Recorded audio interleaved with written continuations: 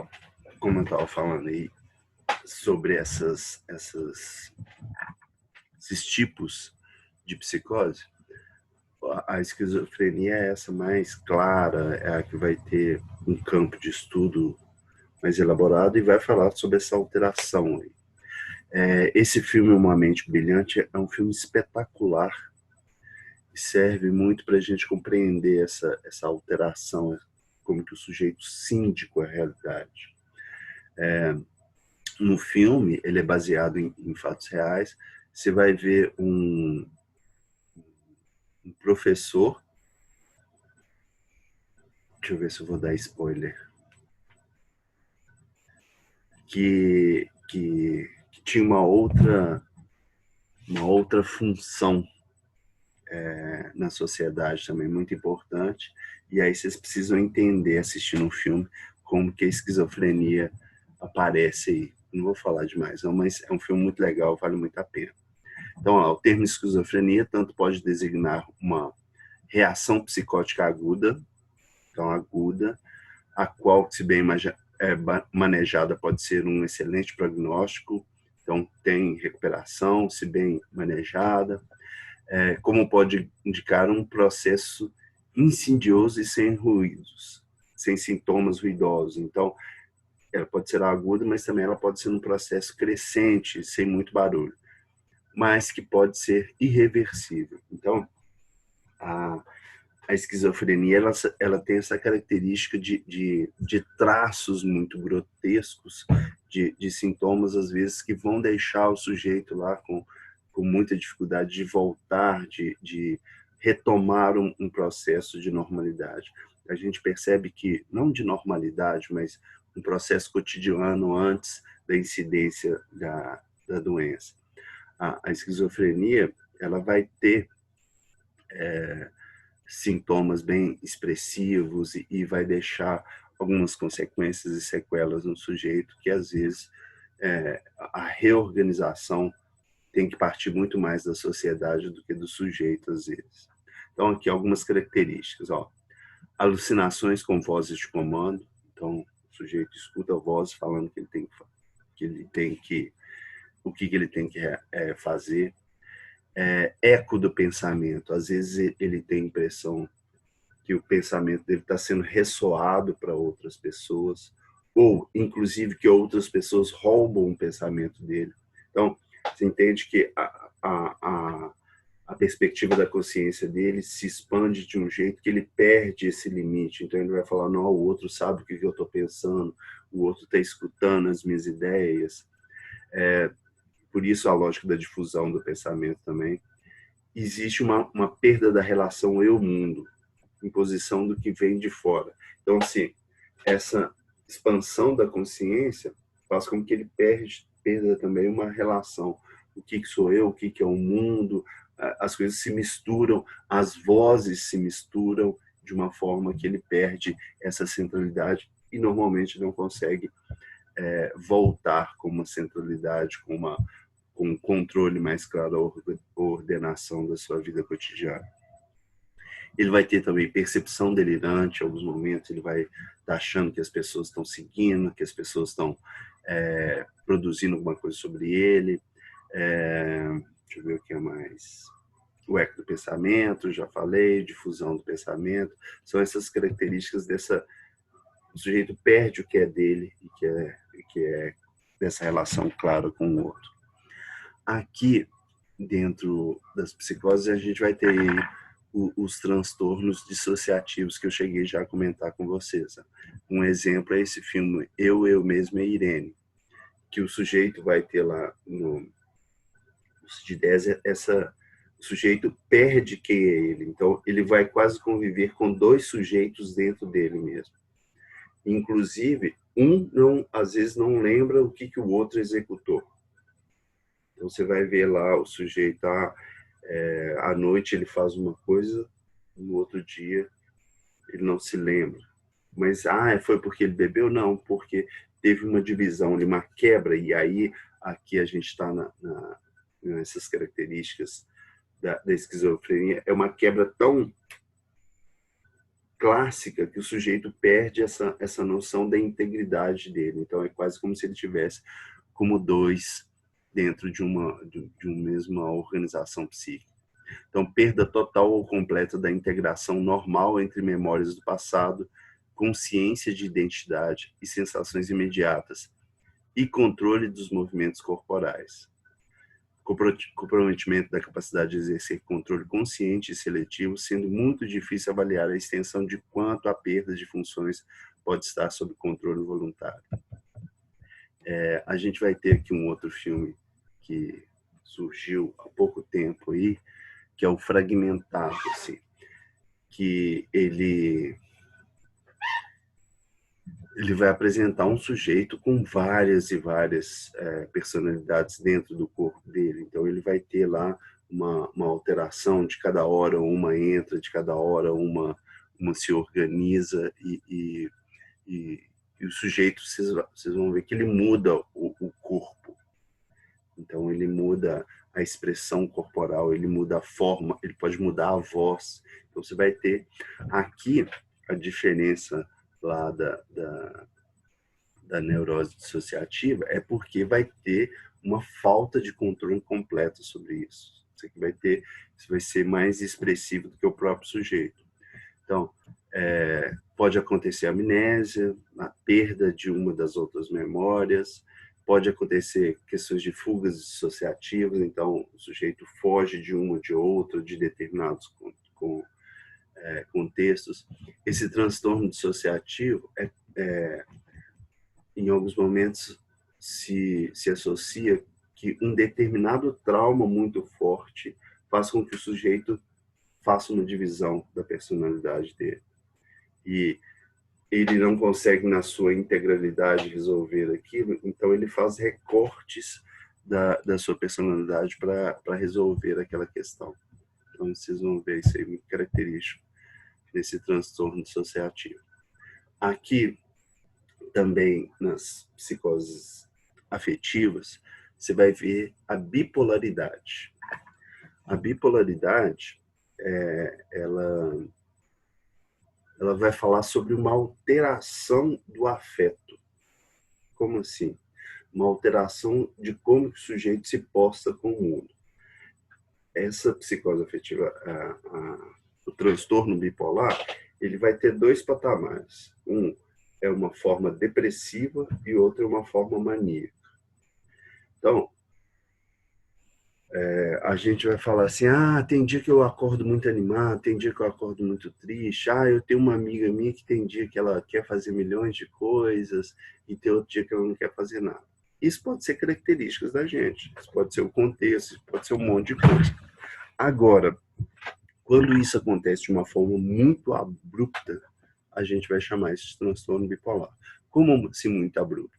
Um dia, o cara fala que tem uma super ideia e que cria uma rede, inventa milhões de coisas, cria seguidores. É um cara, assim, espetacular.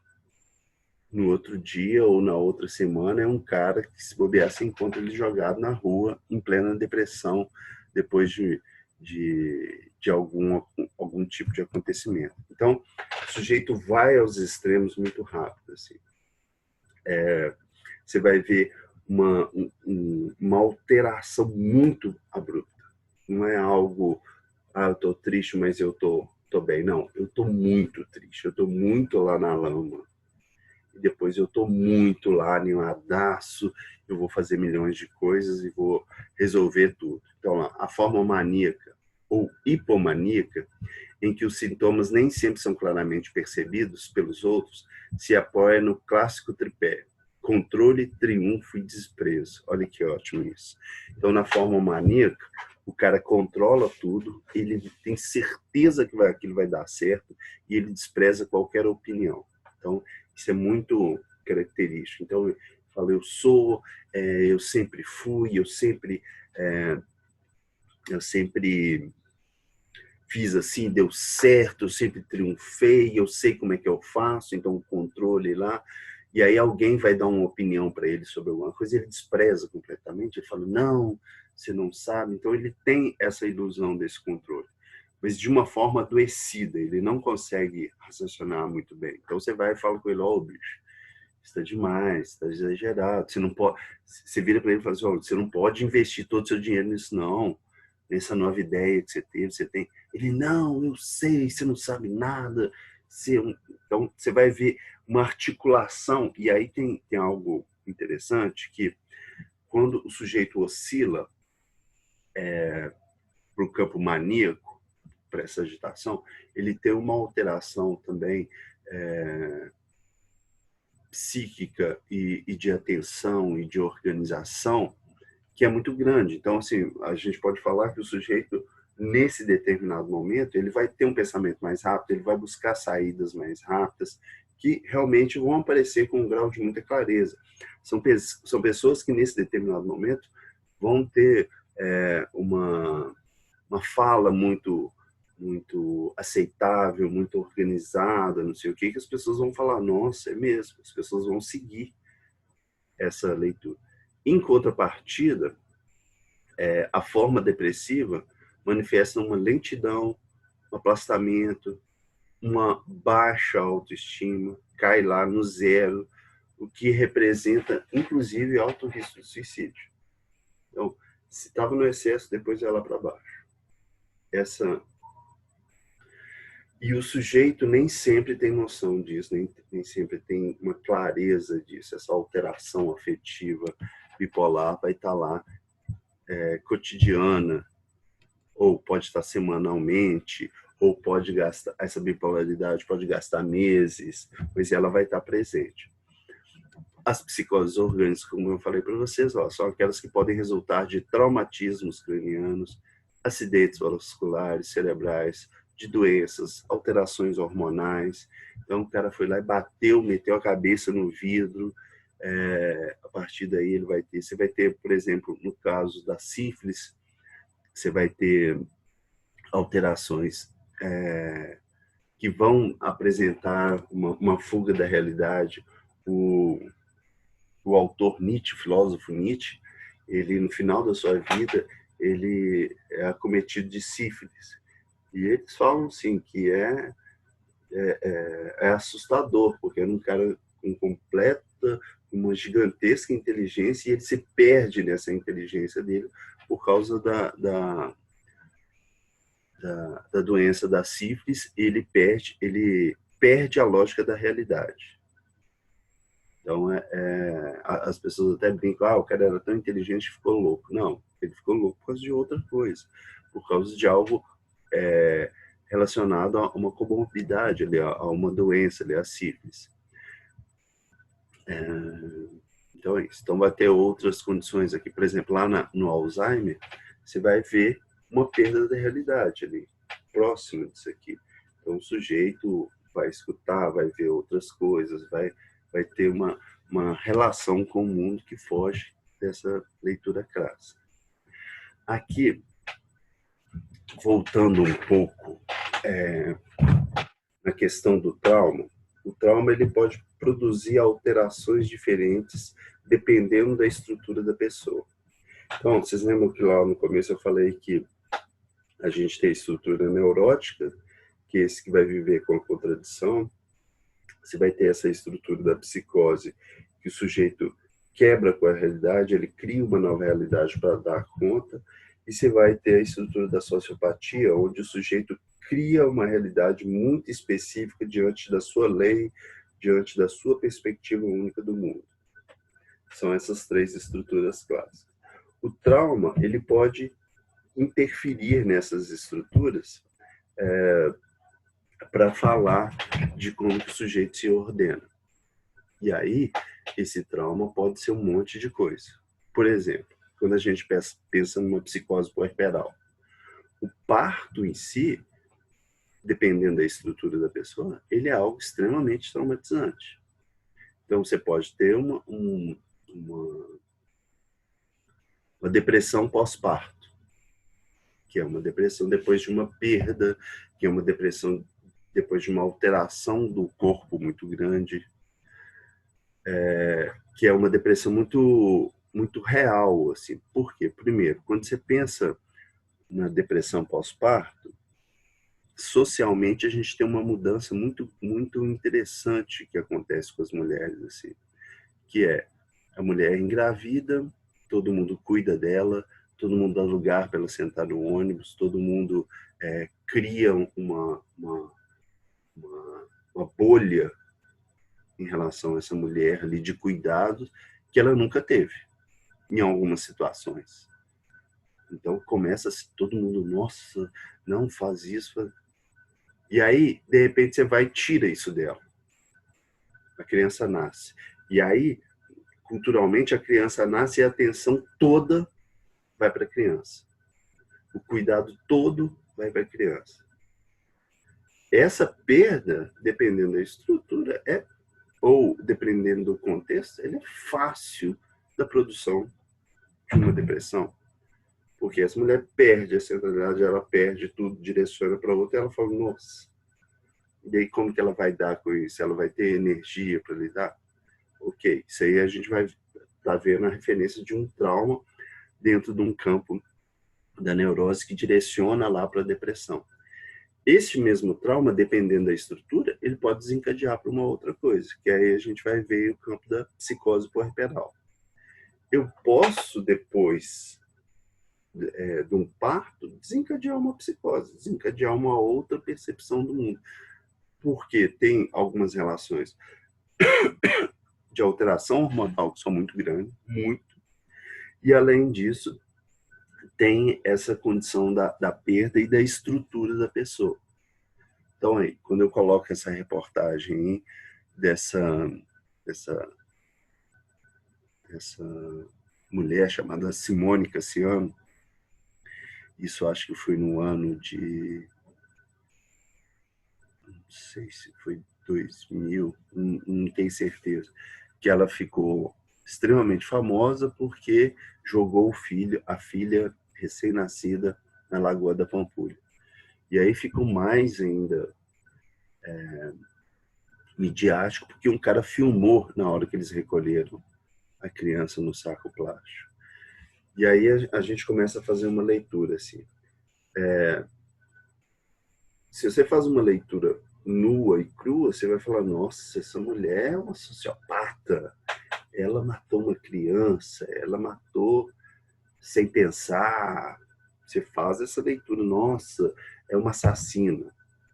Agora, depois que você avalia o laudo psiquiátrico dela, você vai ver que teve uma psicose clara ali, que teve vozes de comando, que ela perdeu a noção da realidade, que ela foi lá e isso se torna tão...